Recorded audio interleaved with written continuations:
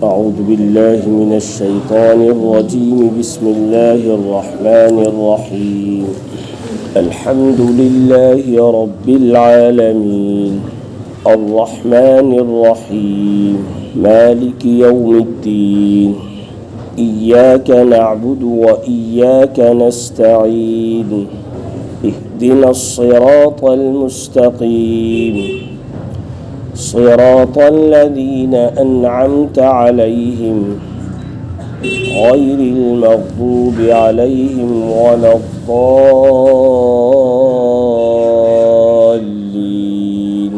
سب سے پہلے اعوذ باللہ من الشیطان الرجیم پڑھتے ہیں. اس کا مطلب یہ ہے میں اللہ تعالیٰ کی پناہ مانگتا ہوں شیطان مردود سے، یعنی اللہ کی پناہ میں آتا ہوں شیطان مردود سے، اللہ تعالیٰ کی حفاظت میں آتا ہوں شیطان مردود سے، کہ اللہ تعالیٰ مجھے اپنی حفاظت میں لے لے، کہ شیطان مردود مجھے بہکاوے، مجھے گمراہ کرے، مجھے کسی اور راستے پر لگائے.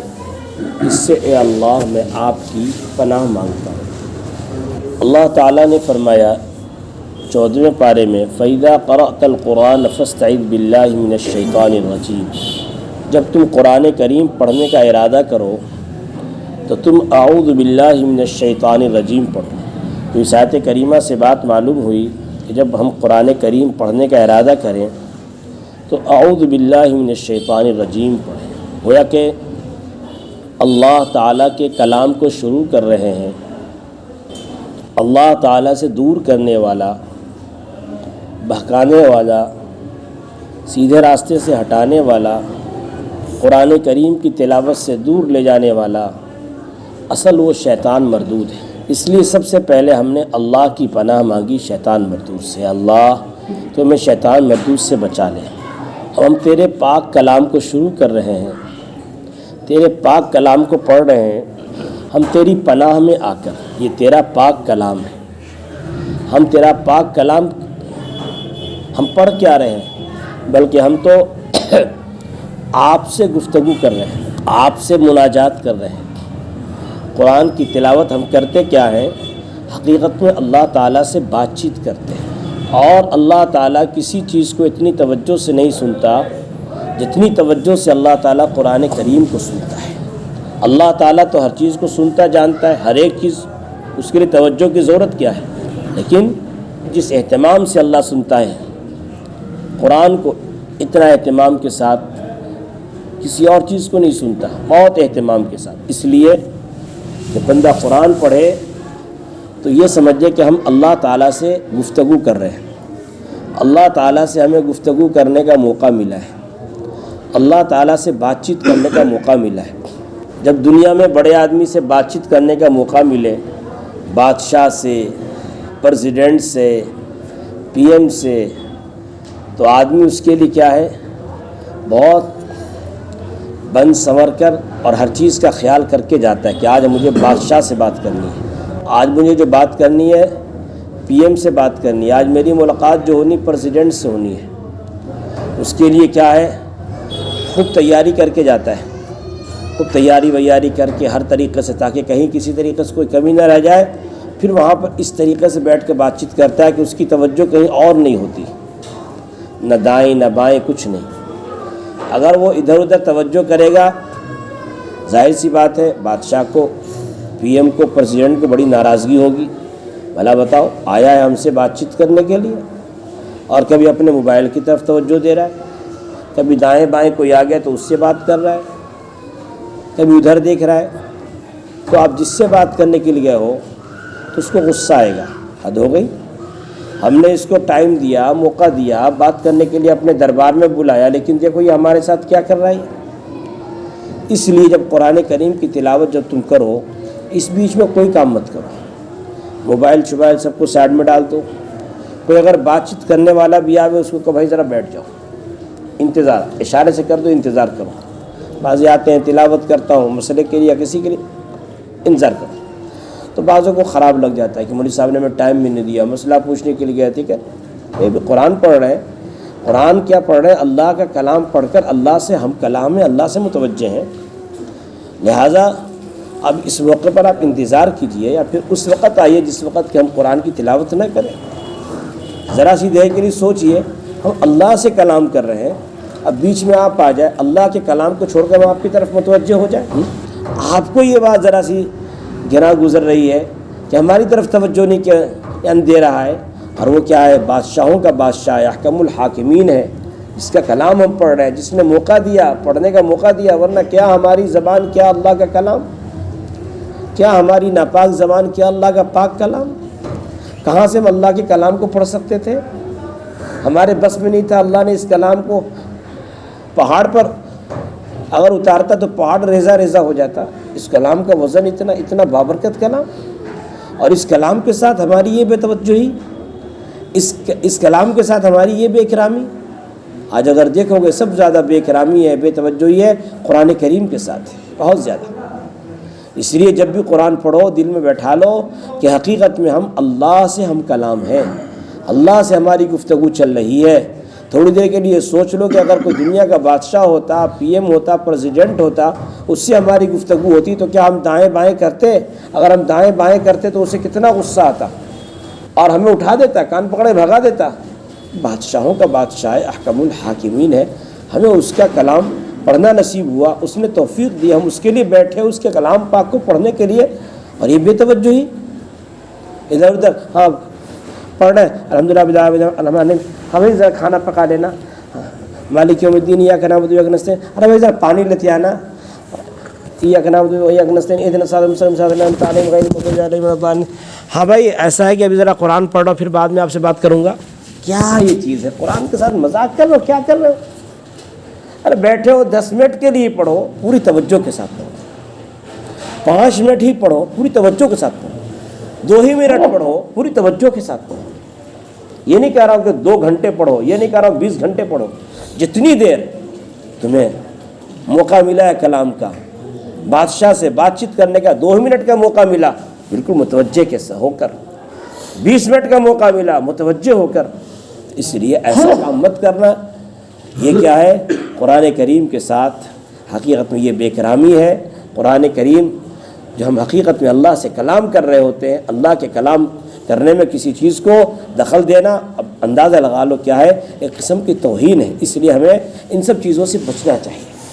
خاص طور سے یہ جو موبائل آ گیا اس کی وجہ سے اور بھی آدمی پڑھ بھی رہا ہے ذرا موبائل میں، اب بس جلدی میسج بھی دیکھنا شروع کر دیا، یا کبھی کیا ہے وہ گھنٹی بجی بات چیت شروع کر دی. نہیں، یہ سب چیزیں ہمیں کرنی نہیں چاہیے. کیوں؟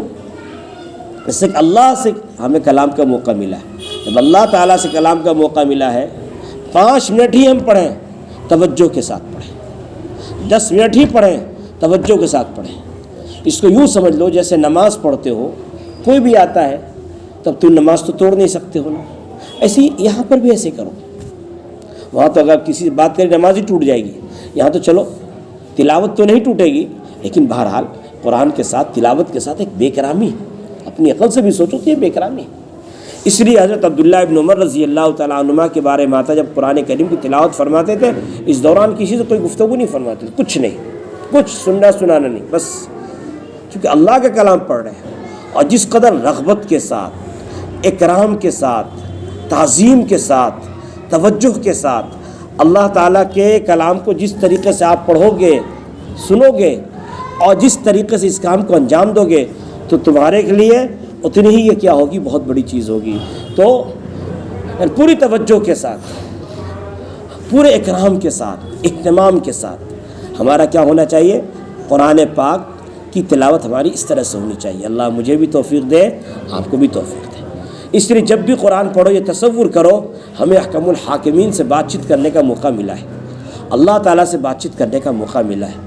اس سے بڑھ کر ہمارے لیے دنیا میں سعادت کی کوئی بات ہو نہیں سکتی ہے. سب سے بڑی سعادت کی بات اگر یہ دل میں آپ بات لاؤ گے تو انشاءاللہ پھر کیا ہے؟ کوئی ادھر ادھر دائیں بائیں نہیں کرو گے. اللہ مجھے بھی ان باتوں کی توفیق دے، آپ کو بھی توفیق دے. اس لیے میں کہہ رہا تھا کہ اللہ نے فرمایا فَإِذَا قَرَأْتَ الْقُرْآنَ فَاسْتَعِذْ بِاللَّهِ مِنَ الشَّيْطَانِ الرَّجِيمِ. اب آ جاؤ اس آیت پہ جو سمجھا رہا تھا. جب قرآن کے پڑھنے کا ارادہ کرو تو اعوذ باللہ من الشیطان الرجیم پڑھو. اور شیطان جو ہے، جہاں جنات میں سے اصل جو شیطان تو وہی ہے، وہی شیطان کس میں سے؟ انسان میں سے بھی ہے. قل اعوذ برب الناس ملک الناس الہ الناس من شر الوسواس الخناس الذی یوسوس فی صدور الناس من الجنۃ والناس۔ یہ سورت تو سب کو یاد ہے۔ اے نبی صلی اللہ علیہ وسلم فرما دیجئے میں پناہ مانگتا ہوں لوگوں کے رب کی، لوگوں کے بادشاہ کی، یہ لوگوں کے معبود کی۔ کہاں سے؟ وسوسہ ڈالنے والے کے شر سے، جو وسوسہ ڈالتا ہے، اور خناس ہے وہ وسوسہ ڈال کے پیچھے ہٹ جاتا ہے، پھر آگے آتا ہے۔ اس کا کام ہی ہے وسوسہ ڈالا پیچھے ہٹا، پھر دوبارہ آیا، پھر ڈالا وسوسہ پھر پیچھے ہٹا، پھر مسلسل اس کا کام ہی ہے، ڈالے گا وسوسہ ہٹ جائے گا، پھر ڈالے گا پھر ہٹ جائے گا۔ جو لوگوں کے سینوں میں کیا ہے وسوسہ ڈالتا ہے، اس کے شر سے۔ اب وسوسہ ڈالنے والے ہیں کون؟ من الجنۃ والناس، جنات میں سے ہیں اور انسان میں سے۔ پتہ چلا شیطان جو ہوتے ہیں وہ دونوں میں سے ہوتے ہیں، جنات میں سے بھی ہوتے ہیں اور انسان میں سے بھی ہوتے ہیں۔ شیاطین الانس والجن یوحی بعضهم الی بعض زخرف القول غرورا۔ اللہ فرماتا ہے انسان اور جنات کے جو شیاطین ہوتے ہیں وہ ایک دوسرے کے دل میں بات ڈالتے ہیں، چکنی چپڑی باتیں اور دھوکے کی ساری چیزیں ڈالتے رہتے ہیں۔ جیسے ہمارے دوست اگر برے دوست ہوں تو اس کی وجہ سے ہمارا حال بھی برا ہو جاتا ہے۔ برا دوست ہے وہ ہمارے لیے شیطان ہے، ہمیں سیدھے راستے سے اس نے کیا کر دیا؟ ہٹا دیا، بہکا دیا۔ آج میں کہتا ہوں سب سے خطرناک دوست برا دوست موبائل ہے۔ سب سے خطرناک دوست برا دوست بولو کون ہے؟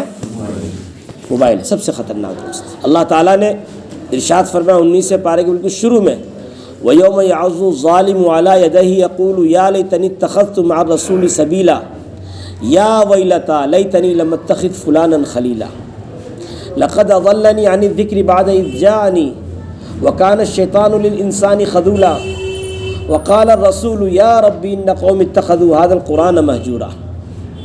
کہ جس دن ظالم اپنے ہاتھوں کو چبائے گا، مارے غصے کے چبائے گا، اسے کاٹے گا، اور ظالم کہے گا ہائے کاش میں فلانے کو دوست بنایا ہوا نہ ہوتا، میرے پاس ہدایت آ گئی تھی لیکن ہدایت آ جانے کے بعد فلانے دوست نے مجھ کو گمراہ کر دیا۔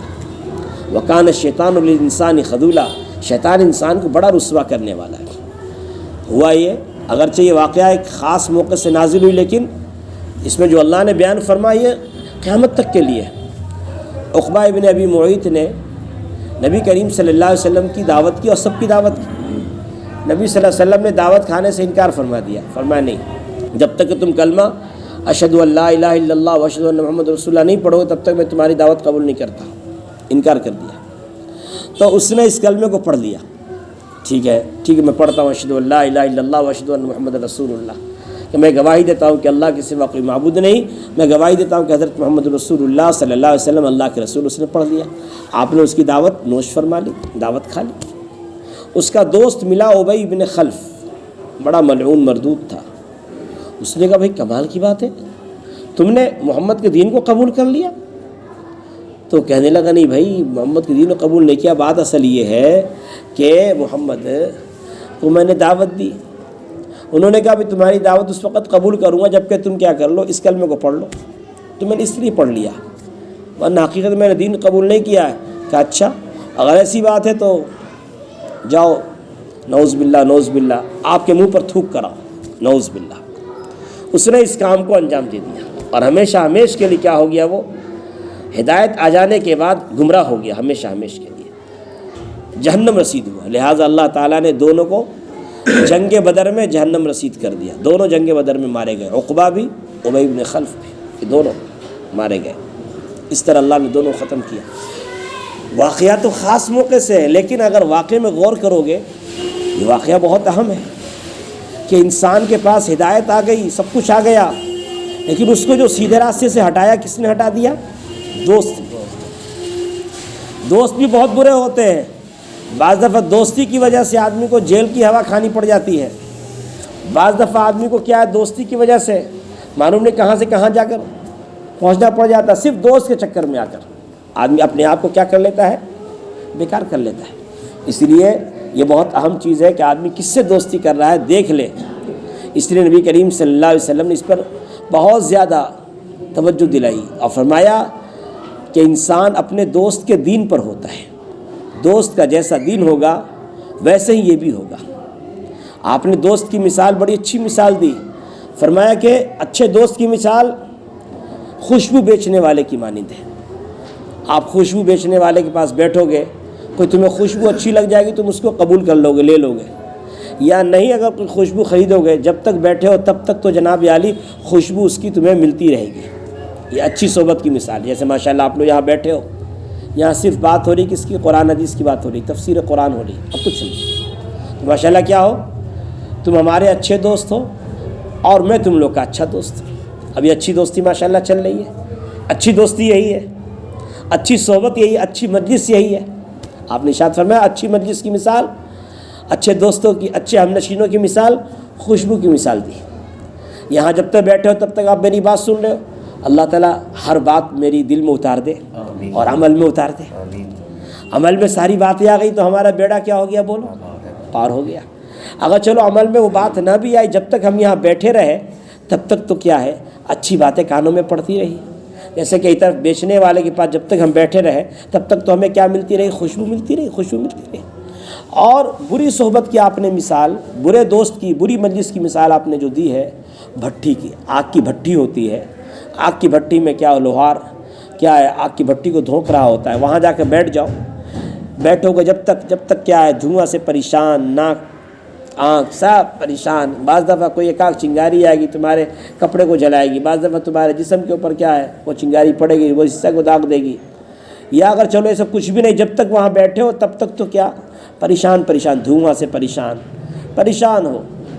تو یہ آپ نے مثال دی بری مجلس کی، بری مجلس ایسے برے لوگوں کے ساتھ بیٹھو گے یا تو تمہیں کیا ہے جہنم کی آگ جلا دے گی، یعنی اس کا ٹھکانہ یہ ہوگا کہ وہ تمہیں جہنم تک پہنچا دے گا، اس کی برائی تمہارے اندر اتر آئے گی، تم بھی اس برائی پر چل کر کہاں سیدھے اپنا ٹھکانہ بنا لو گے؟ جہنم۔ اگر چلو اس سے اگر بچا بھی گئے تو یاد رکھنا جب تک وہاں بیٹھے ہو تب تک تو کیا ہے، اس کی بات تمہاری کیا ہے اتنی ہے، یعنی تمہیں پریشان کیے ہوئی ہے لیکن تمہیں اچھی لگ رہی بات، تو یہ بری صحبت کی مثال۔ اس لیے یاد رکھنا دوست بناؤ، اچھوں کو بناؤ۔ تو میں اصل عرض کر رہا تھا موبائل کا، اس موبائل نے آ کر کیا ہے سب کچھ سے ہمیں غافل کر دیا، ہمارے رشتے کو بھی چھوڑا دیا۔ گھر میں جاؤ، باپ کے پاس الگ موبائل، ماں کے پاس الگ موبائل، بیٹا کے پاس الگ موبائل، بیٹی کے پاس الگ موبائل، ہر ایک کے پاس الگ موبائل۔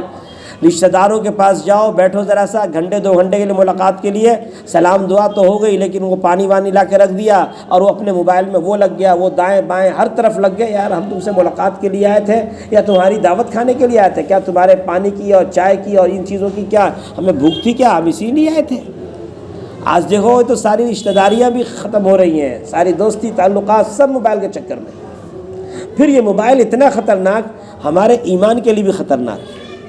بعض دفعہ کیا ہے اسی موبائل کی وجہ سے ایمان سے لوگ ہاتھ دھو رہے ہیں۔ خود میرے پاس یہیں تمہارے اسی علاقے کے ایک صاحب آئے، وہی کہنے لگے وہ اپنی خاتون کے بارے میں، اپنی بیوی کے بارے میں کہ وہ کیا ہے غیر مسلم کے چکر میں۔ میں کہا کیسے بھائی؟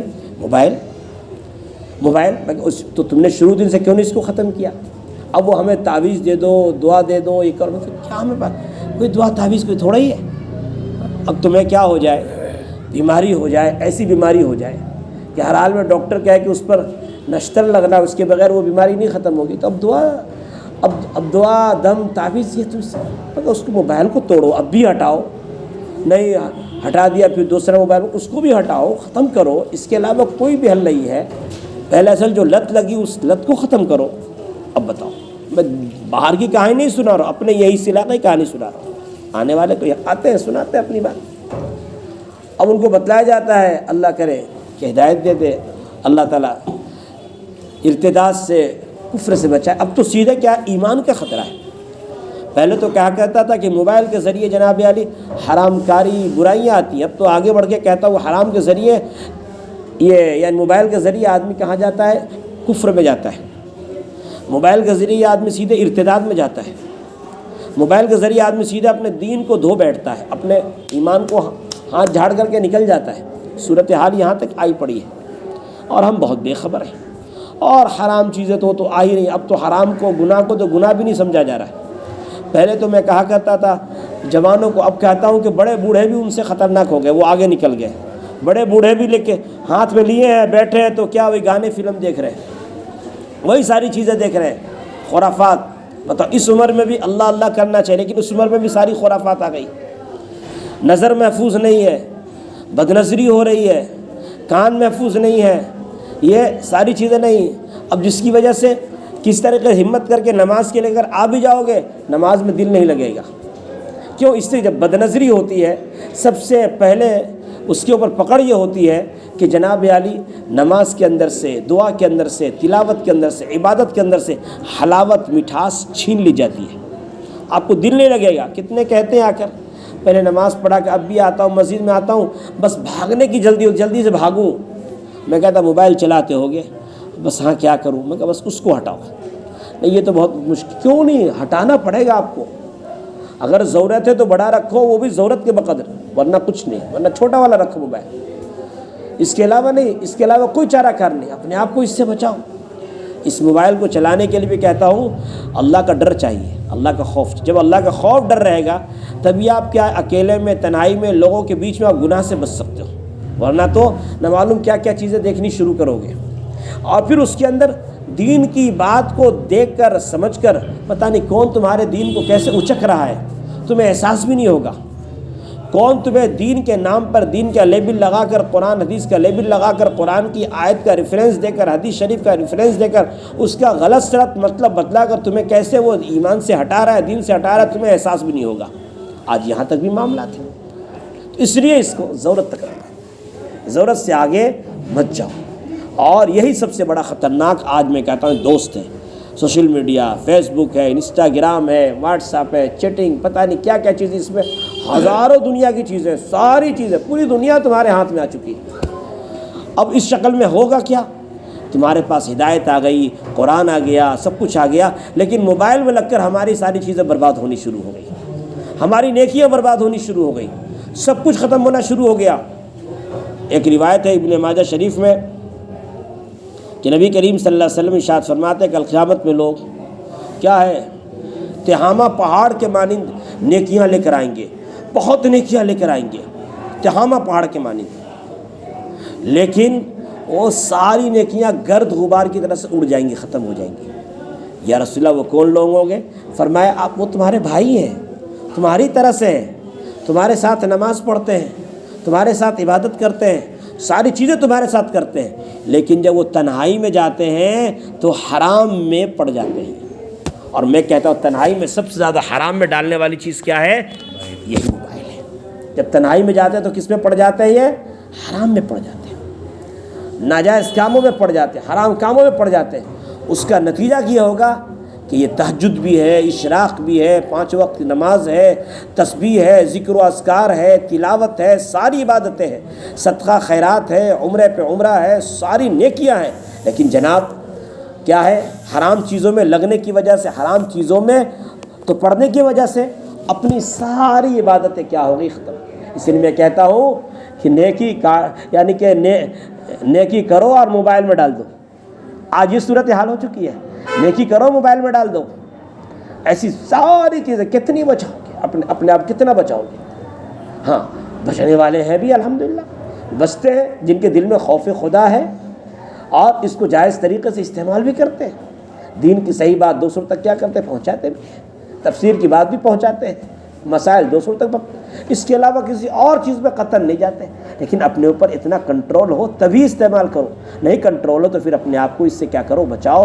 تو یہ جو آیت اللہ نے فرمائی یوم یعض الظالم، کل گنہگار ظالم اپنے ہاتھوں کو چبائیں گے، کاٹیں گے، کہیں گے ہائے کاش میں فلانے کو دوست بنایا نہ ہوتا، ہائے کاش میں موبائل کو دوست بنایا نہ ہوتا، میرے پاس ہدایت آ گئی تھی، قرآن آ گیا تھا، قرآن کا علم آ گیا تھا، قرآن کی تلاوت کیا کرتا تھا، ہدایت آ گئی، سب کچھ آ گئی، لیکن اس کے باوجود کیا ہے؟ اس نے مجھے بہکا دیا اور اس کی وجہ سے میں اتنا دور چلا گیا، بس پوچھو مت۔ اس کے بعد ہی آگے اللہ نے کیا فرمایا؟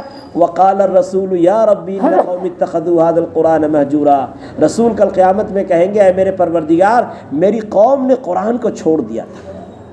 اس سے پہلے دوست کا ذکر ہے، دوست اصل چھڑواتا ہے قرآن کو۔ آج خطرناک دوست بولو کون ہے؟ موبائل۔ اے میرے پروردگار میری قوم نے قرآن کو چھوڑ دیا تھا.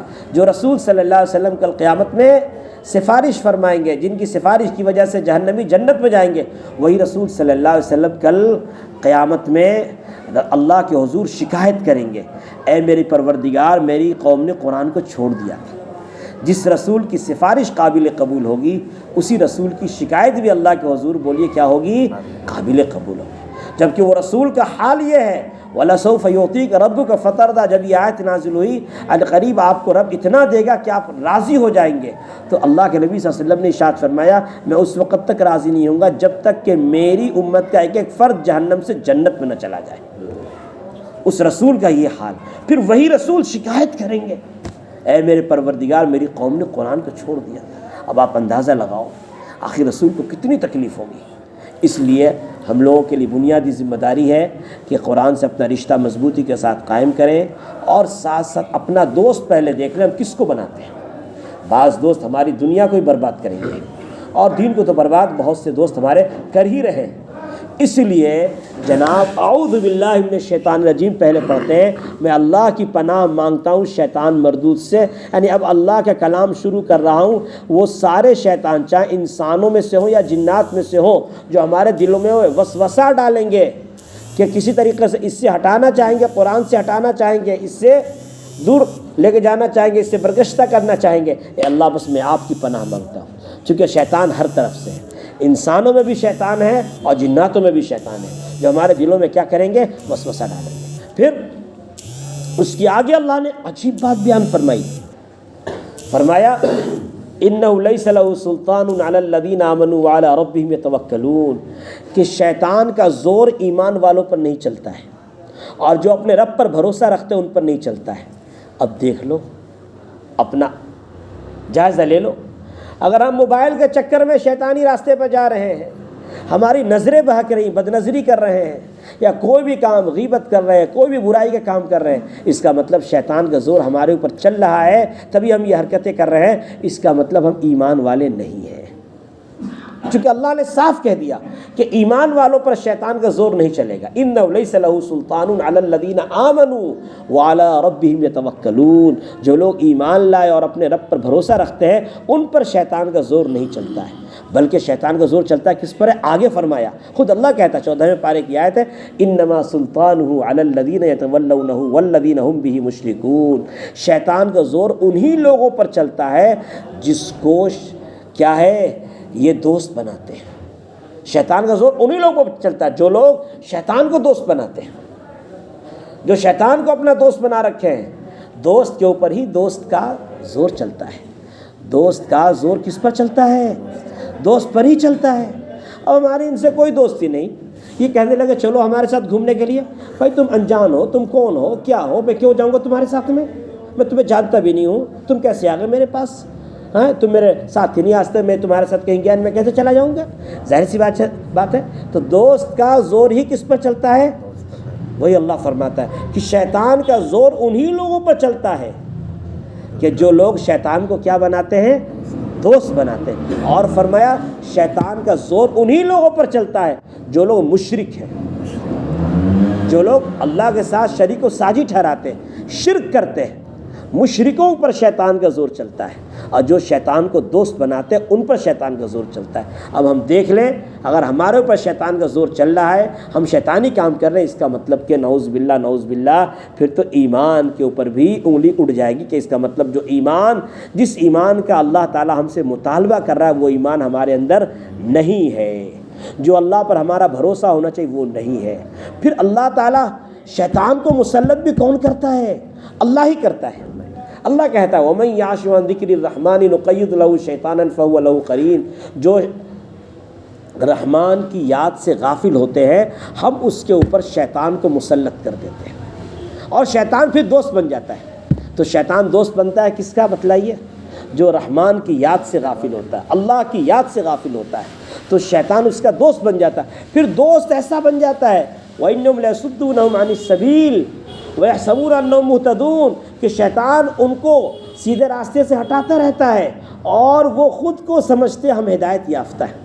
آج کتنے لوگ آپ ان کو سمجھاؤ گے قرآن کی آیت پڑھ کے، حدیثیں پڑھ پڑھ کے مسئلہ بتلاؤ گے وہ مانیں گے نہیں، پھر بھی کہیں گے ہم تو سچے پکے مسلمان ہیں، ہم سچے پکے مسلمان ہیں، آپ سمجھا لو، مان کے نہیں دیں گے، بس جو ان کی سمجھ میں ان کی کھوپڑی میں جو بات آ گئی وہ اسی کو لیں گے۔ کتنے باطل فرقے والے ہیں جو فتنوں سے متاثر ہو چکے ہیں، وہ اس کو کیا سمجھتے ہیں، ہم ہی حق پر ہیں، ایک دم حق پر ہیں، حق پر ہیں، حالانکہ ان کو شیطان بہکا چکا ہے، سیدھے راستے سے شیطان ہٹا چکا ہے، شیطان ان کو گمراہی کے راستے پر لے آ چکا ہے، اور وہ سمجھتے ہیں ہم حق پر ہیں۔ وَيَحْسَبُونَ أَنَّهُمْ مُهْتَدُونَ حَتَّى إِذَا جَاءَنَا قَالَ يَا لَيْتَ بَيْنِي وَبَيْنَكَ بُعْدَ الْمَشْرِقَيْنِ فَبِئْسَ الْقَرِينُ، جب یہ ہمارے پاس آئیں گے نا کل قیامت میں تو اس وقت کہیں گے ہائے کاش میرے درمیان اور تیرے درمیان او شیطان اتنی دوری ہوتی جتنی کہ پورا پچھم کی دوری ہے، تو سب سے برا دوست ہمارا نکلا۔ اس لیے ہمیں کیا کرنا چاہیے، بولو جلدی سے، اللہ تعالیٰ کا ذکر کرنا چاہیے۔ اللہ کہتا ہے وَإِمَّا يَنزَغَنَّكَ مِنَ الشَّيْطَانِ نَزْغٌ فَاسْتَعِذْ بِاللَّهِ، اگر شیطان تمہارے اندر کچوکے ڈالے یعنی وسوسہ ڈالے، کیا مطلب، دل کہہ رہا ہے کوئی نہیں لاؤ ذرا سب کچھ دیکھ لیں، گندی چیز دیکھ رہے ہیں، ناجائز چیز، نہیں، شیطان وسوسہ ڈال رہا ہے، فوراً کیا پڑھیے، اعوذ باللہ من الشیطان الرجیم۔ اللہ کہتا ہے فاستعذ باللہ من الشیطان الرجیم، فوراً اعوذ باللہ من الشیطان الرجیم پڑھیے، اور اکیلے میں فوراً وہاں سے نکل کے بھاگیے، لوگوں کے بیچ میں آپ آئیے، جہاں بھی ایسا ہو جائے، چونکہ وہ آ گیا وہ آپ کے ایمان کو لوٹنے کے لیے، آپ کی نیکیوں کو برباد کرنے کے لیے۔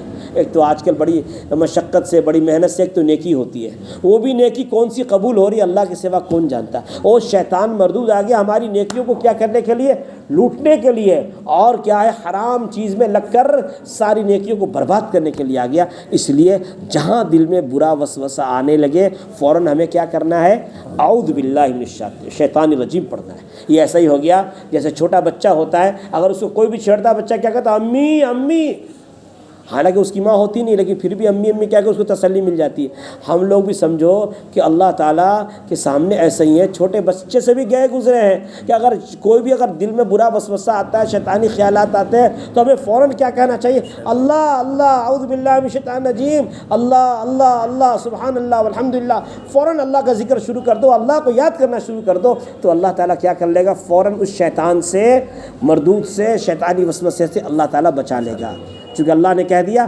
شیطان کا مکر بہت کمزور ہے، ان قید الشیطان کان ضعیفا، اللہ کا ذکر جیسے کرو گے شیطان بھاگ جائے گا۔ حدیث شریف میں آتا ہے جب بندہ کہتا ہے، جب اذان ہوتی ہے اللہ اکبر، اللہ کو شیطان بھاگ جاتا ہے، اللہ کا نام سنتے بھاگتا ہے، پھر جیسے اذان ختم ہو جاتا پھر آ جاتا ہے، جیسے اللہ کا نام لوگوں بھاگ جائے گا، اللہ کے نام کے سامنے وہ ٹک نہیں سکتا ہے، بھاگ جاتا ہے۔